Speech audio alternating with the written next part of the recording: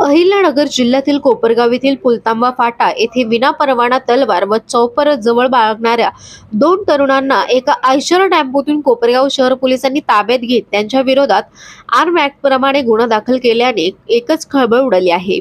लखनदादा शिंदे व 21 वर्ष राहणार सरकारी हॉस्पिटल जवळ लवंग, जिल्हा सोलापूर, आसिफ रमजान मदारी व 19 वर्ष राहणार पद्मावती नगर, बिब्वेवाडी रोड, पुणे शहर, हल्ली राहणार सुरळी रोड, टेंभुर्णी, जिल्हा सोलापूर असे ताब्यात घेण्यात आलेल्या तरुणांची नावे आहेत। सदर तरुणांना 7 ऑक्टोबर 2025 रोजी 1 वाजेच्या सुमारास ताब्यात घेण्यात आले होते। या प्रकरणी शहर पोलिसांनी पोलीस कॉन्स्टेबल नितीन शेलार यांच्या फिर्यादीवरून सदर आरोपी विरोधात शस्त्र अधिनियम 1959 चे कलम 4/25 प्रमाणे गुन्हा दाखल केला आहे।